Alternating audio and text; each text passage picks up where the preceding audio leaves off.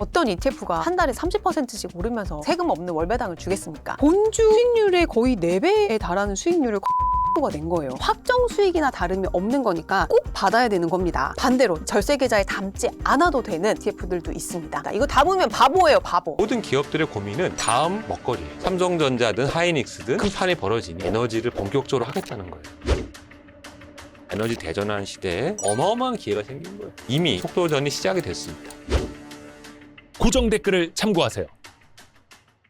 ETF, 저TF 송일합니다. 네, 오늘은 ETF에 처음으로 입문하시는 분들이 제일 지나치기 쉬운, 복잡하긴 한데 뭔가 공부를 해야 될 것 같긴 한데 어려운 세금에 대해서 다뤄보도록 하겠습니다. 제가 본격적으로 ETF를 투자하기 시작한 게 한 4, 5년 정도 됐는데 돌이켜 봤을 때 이거는 내가 안 쓸 돈을 굳이 쓴 거다. 제일 후회하는 3가지를 꼽아보라면 첫 번째는 일반 증권계좌에다가 아무 ETF나 그냥 마구잡이로 투자한 거. 그다음에 2번째는 연금저축펀드를 이사한다고 오랫동안 가입해 있던 연금저축펀드 깬 거. 3번째는 자녀들 이름으로 그냥 일반 위탁 계좌에서 ETF를 운영한 거. 이렇게 3가지를 들 수 있을 것 같아요. 왜냐면 그냥 무심결에 한 행동 때문에 굳이 내지 않아도 되는 세금들을 냈기 때문이에요. 보통 우리 ETF 투자하면은 증권계좌 일단 터가지고 거기에다가 좀 관심 있는 ETF들 막 사잖아요. 근데 그거보다 더 우선돼야 될 게 내가 어느 계좌에서 ETF를 운용할 건지를 그 자산의 서식지를 먼저 결정하는 거예요. 그래서 오늘은 이 세금, 절세 계좌 3총사라고 불리는 ISA 연금저축펀드, IRP, 개인형 퇴직연금 IRP까지 절세 계좌 3총사의 계략적인 특징들과 이 절세 계좌에 어떤 ETF를 담으면 좋을지 그 우선순위들, 반대로 어떤 ETF는 굳이 절세 계좌에서 운영하지 않아도 되는지까지, 마지막으로 요새 시장에서 어떤 ETF들이 이제 절세 계좌에 담으면 좋을지 인기 있는 ETF들까지 한번 쭉 다뤄보도록 하겠습니다. 자, ETF도 금융상품이에요. 그래서 ETF를 투자할 때 우리가 먼저 알아야 될 점은 ETF에서 수익이 나면 세금이 발생하죠. 우리 은행에서 이제 적금, 예금 가입해도 나중에 찾을 때 이자 소득세 15.4% 내잖아요. 똑같이 ETF도 이제 세금을 냅니다. 국내 주식의 매매 차익에 대해서는 이제 나라에서 이제 주식을 권장하는 의미에서 이제 비과세 혜택을 주고요. 그 대신 배당이나 이자 소득에 대해서는 15.4%의 세금이 있죠. 또 해외에 상장된 ETF가 흔히 말하는 직투라고 하죠. 해외에 상장된 ETF를 할 때는 얄짤없습니다. 250만 원까지 비과세를 적용한 다음에 그 이상의 수익의 차익에 대해서는 22%의 분리과세를 하게 돼 있죠. 게다가 모든 ETF가 뭐 이 매매 차익이나 배당이나 뭔가 그 차익이 많아지면 금융소득 종합과세 대상이 될 수 있고 또 건강보험료까지 영향을 미칩니다. 이 세금들을 아껴줄 수 있는 계좌 3총사가 있는데요. 그 3총사가 바로 ISA와 연금저축 그리고 IRP입니다. 이 정부가 개개인들한테 각자가 투자를 해서 이제 자산을 불려서 너네 노후를 준비하면 정부가 땡큐야 우리가 너네한테 세제 혜택을 줄게 라고 해서 다양한 뭐 분리과세라든지 이 세금 혜택, 비과세라든지 다양한 세금 혜택을 주는 계좌들이라고 보면 돼요. 자, 이 표를 보시면 뭔가 내용이 굉장히 많죠. 근데 주목할 점은 간단해요. 몇 가지 없어요. 일단 가입 기간을 보면요. 이 ISA가 3년이에요. 가장 이 셋 중에는 짧죠. 그다음에 연금저축펀드는 5년 이상 유지 후에 만 55세 이후에 연금 수령으로 가능합니다. 그다음에 개인형 퇴직연금 역시 똑같아요. 5년 이상 유지 후에 만 55세 이후 연금 수령이 가능해요. 세제 혜택 기준으로는 총 900만 원까지 이 세액공제 혜택을 줍니다. 연금저축펀드랑 IRP 합쳐서 900만 원이에요. 내가 600만 원을 연저펀에 넣었다 하면은 이제 연말정산할 때 총급여 5,500만 원 이하는 16.5%의 세액 공제율이 적용이 됩니다. 그러니까 연금저축펀드에 연 600만 원, 그러니까 한 달에 50만 원이잖아요. 연말정산 때 내야 될 세금에서 99만 원을 그냥 돌려주는 거예요. 여러분 16.5%에 이거는 그냥 확정 수익이나 다름이 없는 거니까 이거는 꼭 받아야 되는 겁니다. 그리고 ISA 같은 경우에는 이제 세액 공제는 없지만 계좌 내에 수익을 3년이 지나서 이걸 해지를 하면은 잃은 것도 있고 얻은 것도 있고 하겠죠. 그거를 다 합쳐가지고 어떤 ETF에서는 300만 원 이익이 났고 어떤 ETF에서는 100만 원 손실이 났다. 그럼 그걸 합산을 해요. 일반형은 200만 원까지, 그 다음에 서민형은 400만 원까지 일단은 비과세 혜택이 있습니다. 비과세 혜택이 적용을 한 다음에 그 다음 초과분에 대해서는 9.9%로 분리과세를 해줍니다.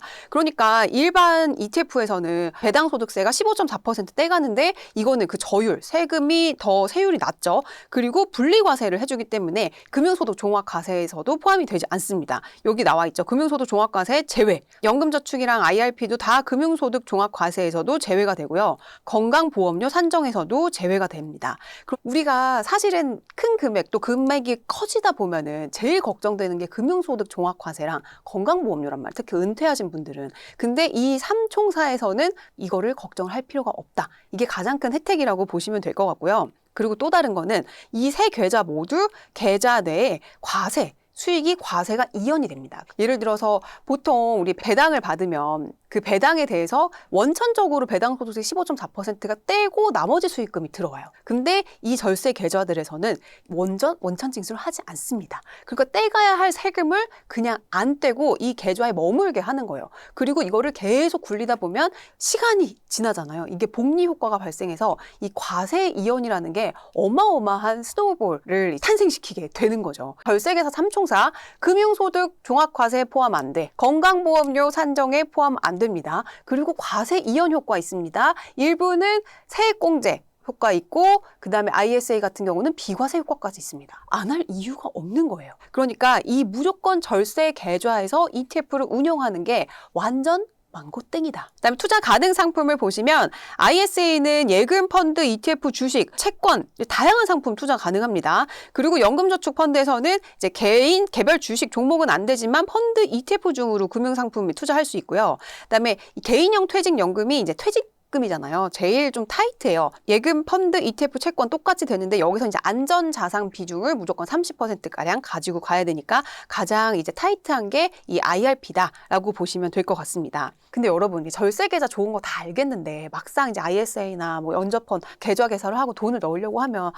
이거 뭔가 너무 내 돈 묶이는 거 아니야? 특히 2030 여러분들은 이거 나중에 결혼도 해야 되고 이제 목돈이 필요할 때가 있는데 괜히 여기 넣어놨다가 나중에 돈도 못 찾고 이러지도 저러지도 못하는 거 아니야? 라고 걱정하시는 분들 맞아요. 근데 제가 실제로 이거 투자를 해보니까 우리가 생각하는 것보다 절세계좌 삼총사가 그렇게 중도 인출에 타이트하지 않다는 점이에요. 우리가 그거를 좀 간과하는 경향이 있더라고요. 일단 ISA는요. 의무 가입 기간이 3년입니다. 3년이요. 생각보다 금방 가요. 게다가 원금에 한해서는 언제든지 중도 인출이 가능합니다. 아무런 제한이 없어요. 2천만 원을 넣었는데 1,000만 원을 급전이 필요해서 빼고 싶어요. 그럼 언제든지 뺄 수가 있다는 얘기예요. 그러니까 이거는 사실상 입출금이 가능한 절세 계좌라고 이해를 하셔도 돼요. 다만 1년에 2천만 원씩 넣을 수 있는데 중간에 1,000만 원을 빼서 썼어요. 그러면은 그 1,000만 원을 언제든지 다시 넣을 수 있냐? 그건 아니에요. 한도가 다시 살아나진 않는다는 의미입니다. 연금저축펀드 역시 중도 인출이 불가능하지 않습니다. 세액공제 받은 금액과 또 수익금을 뺀 나머지 금액에 대해서는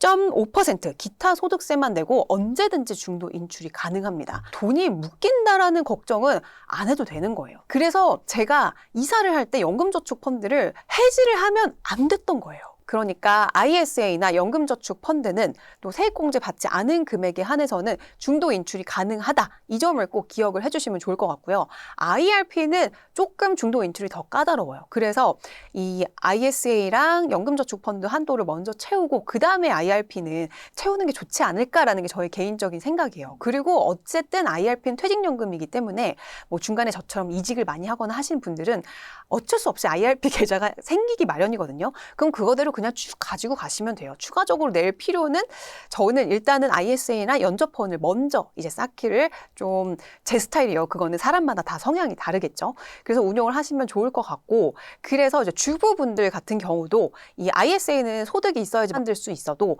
이 연금저축펀드는 주부분들도 충분히 만들 수 있거든요. 세액공제를 안 받으면 돼요. 그리고 직장 가입자분들도 세액공제 받는 연금저축펀드, 세액공제 안 받는 연금저축펀드 이렇게 두 개를 별도로 운영하시는 게 나중에 돈 빼서 쓰거나 하실 때 더 편리하니까 이렇게 두 개를 운영하시는 거를 더 권장해 드립니다. 그러니까 결론은 이제 돈 묶일 걱정하지 마시고 일단 이 절세 계좌 삼총사부터 먼저 트시라는 거예요. 자, 이렇게 절세 계좌를 개설을 하셨다면 어떤 ETF를 어떤 계좌에서 운용을 할지 우리가 좀 고민을 해봐야 될 때잖아요. ETF의 특징에 따라서 무조건 절세 계좌에 닿는 게 100% 유리한 ETF들이 있고요. 반대로 또 굳이 이 아까운 한도를 깎아 먹으면서 절세 계좌에 담지 않아도 되는 이 담으면 바보! 인 ETF들도 있습니다. 무조건 절세 계좌에서 운용해야 하는 ETF 1순위는 바로 국내 시장에 상장된 해외 주식형 ETF입니다. 상품명으로 예를 들면 나스닥 100 지수 대표 ETF인 QQQ, S&P 대표 ETF인 스파이 같은 상품들은 미국에 상장된 미국 ETF잖아요. 얘네들은 이제 250만 원 비과세 후에 22% 분리과세가 돼요. 얘네들은 절세 계좌에서 일단 살 수도 없고요. 일반 위탁 계좌에서 살 수 있습니다. 예를 들어서 나는 기대 수익금이 250만 원 이하야. 아니면은 나는 너무 부자라서 22% 세금을 내더라도 분리과세가 좋아. 금융소득 종합과세에 포함되지 않는 분리과세가 좋다 하시는 분들은 해외 직투가 더 유리할 수 있어요. 근데 대부분 저 같은 월급 받아서 한 달 근근히 먹고 사는 월급쟁이들은요, 무조건 국내 절세 계좌에서 국내 상장된 해외 ETF를 투자를 하시는 게 더 유리합니다. 왜냐면 국내에 상장된 해외 주식형 ETF, 상품명으로 예를 들면 타이거, S&P 500 이런 것들 있잖아요. 이런 애들은 일반 계좌에서 일반 주식 계좌에서 투자를 하면은 무조건 매매 차익에 대해서도 15.4% 세금을 떼가요. 배당 소득에 대해서도 당연히 떼가죠. 근데 얘네를 절세 계좌로 담아간다. 그러면 이 떼가야 되는 세금을 안 떼고 과세를 이연시키는 거예요. 그러니까 15.4%를 나중에 해지할 때까지 이연을 시키고 그 돈을 다시 굴릴 수 있으니까 이 복리 효과가 극대화된다고 볼 수 있죠. 대표 상품으로는 타이거, S&P 500, 에이스, 미국 나스닥 100 이런 상품들이 있겠죠. 근데 이게 뒤에 액티브가 안 붙은 일반 패시브 상품들은 보수, 그다음에 순자산 이런 것들 보고 다 비슷비슷해요. 그런 거 얼마나 순자산이 더 크고 얼마나 보수가 더 싼지 그런 것들 보고 결정을 하시면 되고요. 상품명 뒤에 액티브가 붙은 것들이 있어요. 이 액티브가 붙은 ETF들은 운용력에 재량이 이제 들어가기 때문에 그러니까 한 땀 한 땀 운용력이 좀 고생을 한다 이 얘기예요. 그렇기 때문에 보수는 일반 패시브보다 약간 높지만 수익률을 보고 오히려 수익률이 확 차이가 나는 상품들도 있거든요. 그러니까 잘 살펴보시길 바랍니다. 제가 이 미국 대표 지수형 ETF들 중에서 요새 이제 시장에서 좀 입소문이 난 상품들을 좀 소개를 해드리려고 하는데 주로 대표 지수형들을 많이 보시는데 S&P 500, 나스닥 100 이런 것들 보시면 돼요. 물론 반도체나 이런 테마형도 다 있고 해외에 투자한 국내 상장된 ETF들은 주식형 ETF는 다 여기에 포함이 됩니다. 근데 이제 대표 주식형 ETF 중에 좀 수익률이 좋은 게 있어서 한번 가지고 와봤는데 타임폴리오 자산운용의 미국 나스닥 100 액티브예요. 요건 액티브 ETF예요. 그리고 이제 비교하는 상품으로 이거는 코덱스 삼성운용의 미국 나스닥 100 똑같은 나스닥 100 지수를 추종하는 거예요. 그다음에 요건 타이거 거 미래에셋 자산운용의 미국 나스닥 100. 근데 요거는 레버리지입니다. 그러니까 곱하기 일일 수익률의 2배, 나스닥 100 지수의 일일 수익률 2배를 추종하는 ETF. 이렇게 세 ETF를 들고 와봤어요. 근데 보니까 각각 특징을 살펴보면 순자산은 당연히 코덱스 미국 나스닥 100이 가장 많습니다. 이제 9조가 거의 넘어가는 수준이고 이 타임폴리오 미국 나스닥 100 액티브도 이제 2조 7천억 원. 그다음에 요거는 레버리지이기 때문에 상대적으로 좀 작은 5,700억. 근데 5,700억도 상당히 많은 수준이에요. 수수료를 보시면 실비용으로 봐야 된다고 말씀드렸잖아요. 차이가 많이 납니다. 실비용이 타임 거는 1.6% 정도. 이게 확실히 액티브라서 그런지 보수가 굉장히 높은 편이에요. 비교했을 때. 그리고 코덱스 거는 0.1%. 와, 이게 몇 배의 차이가 나는 거예요? 그러니까 15배 차이가 나는 거죠. 15배 이상 차이가 나는 거예요. 그리고 타이거 거는 레버리지이기 때문에 좀 높죠. 0.3599%. 수수료 측면에서는 당연히 코덱스 미국 나스닥 100 요게 이제 기본적으로 제일 유리하다라고 볼 수 있죠. 여기서 이제 수익률 그래프를 보시면 연초 이후부터 이제 쭉 볼게요. 이 타임폴리오 미국 나스닥 100 액티브 수익률이 연초 이후에 77.48%가 올랐고요. 타이거 미국 나스닥 100 레버리지 수익률이 49%. 그러니까 이게 레버리지가 나스닥 100을 따라가는 수익률의 곱하기 2잖아요. 변동성이 굉장히 컸다는 걸 얘기를 하는 거예요. 그러니까 액티브의 수익률이 오히려 곱하기 2니까 얘가 더 높을 것 같은데 액티브 수익률이 훨씬 더 높았다는 거는 이 액티브 운용사가 운용을 굉장히 잘했다라는 거죠. 그리고 시장 변동성이 이렇게 횡보하는 장일 때는 이 레버리지가 일일 수익률의 2배를 추종하기 때문에 음의 복리 효과가 나타날 수 있어서 오히려 더 낮을 수도 있다. 이거는 진짜 삼전닉스 레버리지 투자하시는 분들도 이 특징 좀 아시는 게 좋을 것 같아요. 코덱스 미국 나스닥 100은 25%. 그러니까 굳이 비교하자면 코덱스 미국 나스닥 100의 수익률보다 타임의 미국 나스닥 100, 똑같은 미국 나스닥 100 지수를 추종하는 ETF인데 수익률 차이가 거의 3배 이상 난다고 보면 되는 거예요. 아까 엄청나게 차이가 많이 났잖아요. 근데 이 수익률이 수수료를 반영하고 난 후의 수익률이거든요. 차감하고 난 후의 수익률. 그러면은 여기서는 미국 나스닥 100 액티브가 정말 운용 성과가 좋았다. 이렇게 이해를 하시면 좋을 것 같아요. 왜냐면 이런 것들은 오래 투자를 해야 되기 때문에 수익률도 봐야 되고요. 수수료도 봐야 되고 다 감안을 해야 되는데 같은 미국 나스닥 100에 투자하는 ETF라고 할지라도 상품, 누가 운용하는지, 어떻게 운용하는지 그 방식에 따라서 수익률이 굉장히 차이가 날 수 있다라는 얘기예요. 시계열을 조금 더 늘려보면 1년으로 보면은 당연히 이 상식적으로는 레버리지가 제일 높아야 되는 거 아닌가요? 시장이 우상향했다고 치면 이 1년은 119% 레버리지가 더 높아요. 그리고 타임폴리오가 111% 거의 레버리지급이죠. 나스닥 100은 이 코덱스 거는 54%. 3년으로 늘리면 타임이 3년치는 374%. 얘는 345%. 코덱스 미국 나스닥 100은 138%. 그래서 이제 시장 참여자들, 그러니까 정말 ETF 잘 아시는 분들 사이에서는 타임폴리오가 진짜 운용을 잘한다. 이런 얘기가 나오더라고요. 근데 이거는 여러분 아셔야 될 게 과거예요. 과거에 잘한다고 과거 전교 1등이 내년에도 전교 1등 하라는 법은 없잖아요. 근데 이제 이렇게 수익률이 같은 지수를 추종하는 ETF라도 수익률 차이가 날 수 있다. 이 부분을 말씀드리기 위해서 이걸 한번 가지고 와봤고요. 자, 이렇게 절세계좌 3총사에서 담아야 되는 제1순위는 국내 상장된 미국 주식형 ETF라는 거 이제 기억에, 머릿속에 이제 담으셨죠? 그 다음에 절세계좌에서 담아야 될 두 번째 최우선 순위는 뭐냐면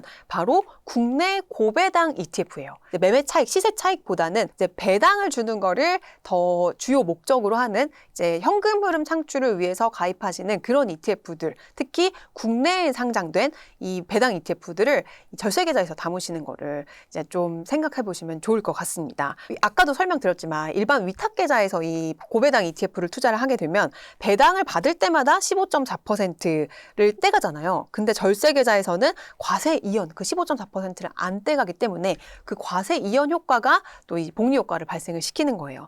그러니까 대표적으로 예를 들어서 이제 뭐 플러스 고배당주라든지 코리아 고배당이라든지 그 배당의 재원이 분배금을 주는 재원이 배당일 경우에 이 절세계좌에서 투자를 하시는 게 훨씬 더 유리합니다. 해외 배당 ETF들도 여기서 투자하시는 게 일반 위탁계좌에서 투자하시는 것보다는 더 유리한 게 맞아요. 근데 해외 배당에 대해서는 일단 해외에서 작년부터 이 세법이 좀 바뀌어가지고 해외에서 배당 소득세를 먼저 원천징수를 하고 들어오기 때문에 사실상 그렇게 큰 차이가 없습니다. 매매 차익에 대해서는 당연히 절세계좌가 더 유리하지만 이 배당에 대해서는 이미 해외에서 원천징수를 한번 하기 때문에 굳이 절세 계좌에서 담을 필요가 없다는 거. 그러니까 국내 고배당 ETF들도 이 절세 계좌에서 투자하시면 훨씬 더 좋습니다. 자, 마지막으로 이제 무조건 절세 계좌에서 담아가야 되는 3순위. 라고 할 것 같으면 주식을 제외한 채권, 금, 선물 이런 원자재 선물 ETF들 있죠. 이런 ETF들도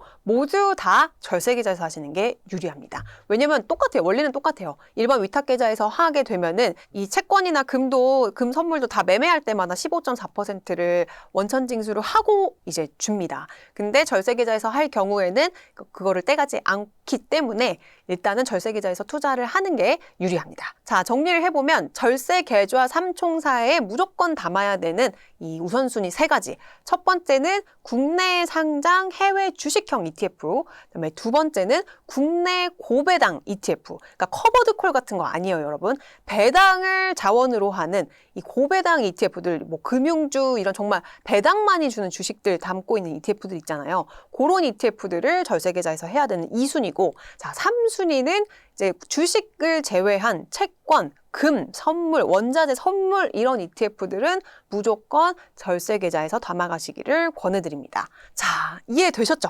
그렇다면 반대로 절세계좌에서 굳이 담지 않아도 되는 상품들은 뭐가 있을까요? 일단 첫 번째, 국내 주식형 ETF. 반도체 탑2 플러스라는 둥, 뭐 이런 요새 뭐 많잖아요. 국내 주식을 기초 자산으로 하는 ETF들은 굳이 절세 계좌에 담을 필요가 없습니다. 왜냐? 국내 주식은 일반 계좌에 담아도 비과세예요.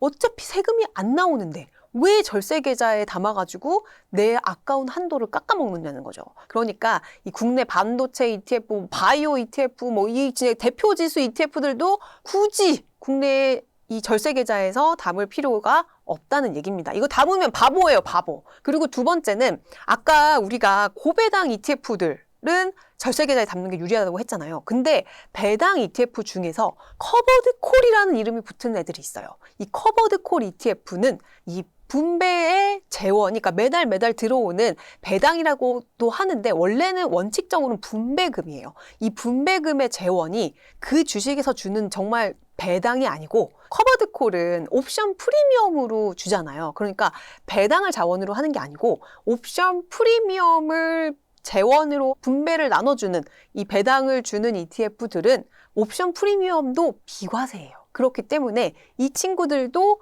굳이 절세 계좌에 담을 필요가 없습니다. 그러니까 간단하게 설명을 드리면 뭐뭐뭐뭐 커버드 콜 이렇게 들어간 애들은요, 절세 계좌에 안 담아도 됩니다. 강남 부자들이 무조건 담는다는 대표적인 커버드 콜 ETF인 코덱스 200 타겟 위클리 커버드 콜, 요런 거다. 또 최근에 나왔는데 타이거 반도체 탑 10 커버드 콜 액티브, 이런 ETF들은 굳이 절세 계좌에서 담지 않고 일반 위탁 계좌에서 담아도 이제 그 매매 차익에 대한 것도 내가 바로바로 찾을 수 있고 배당도 옵션 프리미엄을 재원으로 하기 때문에 세금이 안 나옵니다. 그러니까 그것들은 반드시 일반 위탁 계좌에서 운용하시는 것을 더 권해드립니다.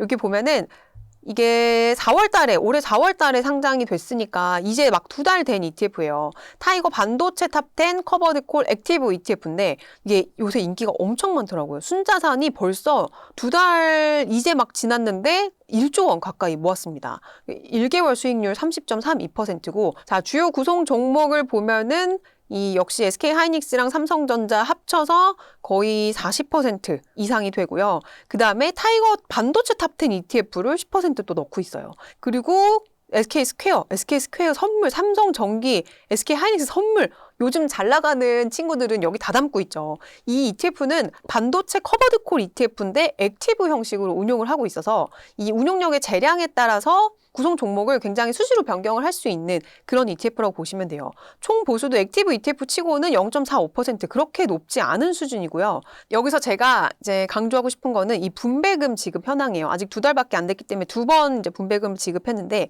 여기 보시면 주당 과세 표준액이 빵원이잖아요. 그러니까 옵션 프리미엄을 재원으로 분배를 했을 때는 세금으로 내야 할 그 기준 가격이 없다는 얘기예요. 거의 없어요. 그렇기 때문에 이 커버드 콜 ETF들은 절세 계좌에서 세금이 나가지 않기 때문에 절세 계좌에서 운용을 하는 게 굳이 필요가 없다는 얘기입니다. 그래서 강남 부자들은 이 커버드 콜 ETF들이 이 매매 차익에 대해서 세금이 거의 나가지 않기 때문에 금융소득 종합과세나 이 건보료 산정에서도 굉장히 유리한 위치에 있는 거잖아요. 그래서 반도체에 투자를 하면서도 이 액티브로 운용력이 주가 좋은 거를 샀다 팔았다 빨리빨리 편입을 할 수 있고 거기에다가 월배당까지 주는 커버드 콜이니 이런 상품들을 잔뜩 담으니 2달 이제 막 지났는데 순자산이 1조까지 늘어난 거라고 볼 수 있습니다. 아, 그리고 또 한 가지 말씀을 드리고 싶은 게 아직 이 타이거 반도체 탑10 커버드 콜 액티브는 나온 지 2달밖에 안 됐다고 했잖아요. 그래서 수익률을 막 지금 비교하는 게 약간 이른감이 없지 않아 있는데 최근에 발견한 게 커버드 콜 액티브 상품이 본주보다 더 수익률이 잘 나올 때가 있더라고요. 그래서 보면은 지금 최근 1개월 수익률을 비교를 했을 때, 왜냐면 3개월까지 안 됐으니까 1개월밖에 비교를 할 수가 없어요. 타이거 반도체 탑10 커버드 콜 액티브 수익률은 20.97%, 거의 21%죠. 그리고 타이거 반도체 탑10, 이거의 완전 기본판이잖아요. 이 기본 패시브 수익률이 5.31%예요. 그러니까 커버드 콜이 본주보다 원래 상방을 막는다고 했는데 이게 어찌된 일인지 본주의 수익률의 거의 4배에 달하는 수익률을 커버드 콜 액티브가 낸 거예요. 이게 무슨 일이냐. 이 서치를 해봤더니 이 커버드 콜 전략이라는 게 옵션 프리미엄의 가격 가격이 중요하잖아요. 근데 시장의 변동성이 커질 때는 이 옵션 프리미엄, 내가 콜옵션을 얼마 이상이 되면은 이 주식을 얼마에 사겠다라는 그 콜 옵션 가격도 변동성이 크면 맞추기가 어렵잖아요. 그래서 옵션 가격이 비싸집니다. 그러니까 나의 배당의 재원이 더 많아지는 거예요. 그래서 이렇게 막 횡보하고 있을 때 옵션 가격도 비싸지죠. 게다가 얘는 액티브 전략을 추구하기 때문에 이 액티브 운용력의 재량이 들어가기 때문에 빨리 빼고 넣고 할 수가 있어서 거기서 또 초과 수익을 낼 수 있는 거예요. 그거 두 개가 결합을 했더니 이렇게 시장의 변동성이 큰 요즘 같은 시장에서는 본주보다도 오히려 4배에 달하는 커버드콜 액티브 ETF의 수익률이 가능하더라. 는 새로운 발견을 또 했습니다. 또 다른 비교군을 형성하기 위해서 코덱스 반도체 타겟 위클리 커버드콜, 이것도 비슷한 거예요. 커버드콜, 똑같은 커버드콜인데 이건 액티브가 아니고 패시브죠. 이 두 개를 비교를 해봐도 얘는 본주보다 낮아요. 근데 똑같은 커버드콜인데 이 액티브인 커버드콜이랑은 또 상당한 차이가 나죠. 물론 이 역시 이 한 달 동안, 단기간 동안 비교를 한 거라서 우리가 좀 그거는 이제 감안을 해야 되는데, 커버드콜도 시장이 변동성이 클 때는 본주보다 단기적으로 수익률이 더 높을 수 있다. 그다음에 두 번째, 커버드콜도 액티브로 운용할 때는 이 운용력이 얼마나 재량이 있느냐에 따라서 수익률이 굉장히 아웃퍼폼 할 수 있다. 이렇게 말씀을 드리겠습니다. 그래서 너무 커버드콜에 대해서 부정적인 생각을 가지지 않으셔도 요새 너무 좋은 상품들이 나오고 있으니까 계속 제가 또 팔로우업을 해드리겠습니다. 저는 특히 은퇴하신 분들께는 시장의 상승을 어느 정도 따라가면서도, 왜냐면 보통 이 커버드콜 ETF가 월배당을 주는 ETF, 배당 ETF들은 이 시세 차익보다는 월 현금 흐름을 더 원하시는 분들이 하시는 건데, 이거는 반도체의 주, 지금 반도체에서 소외되면은 엄청난 뽀모를 느끼잖아요. 근데 수익률을 보시면 지금 1개월 수익률이 30%잖아요. 어떤 ETF가 한 달에 30%씩 오르면서 월배당, 세금 없는 월배당을 주겠습니까? 그러니까 이렇게 구조화된 ETF 상품들이 요새 굉장히 잘 나오고 있다. 그리고 이런 커버드콜 액티브 ETF는 이 절세 계좌보다는 일반 계좌에서 운용하는 게 좋다. 여기까지 말씀을 드려보겠습니다. 자, 이렇게 해서 오늘은 절세 계좌 3총사의 개략적인 특징들, 그리고 이 절세 계좌 3총사에 어떤 ETF를 담으면 좋을지, 그리고 어떤 ETF를 안 담아야 하는지까지 알아봤는데요. 여러분 어떻게 도움이 되셨는지 모르겠습니다. 제가 열심히 또 서치를 해서 여러분들께 더 득이 되는, 또 더 간편하고 빠르고 확실한 ETF 전략을 세울 수 있도록 도움을 드리도록 노력하겠습니다. 오늘 이티저티가 또 우리 와이스트릿이 도움이 되셨다면 알림, 좋아요, 구독, 댓글, 다른 영상 보기 부탁드릴게요.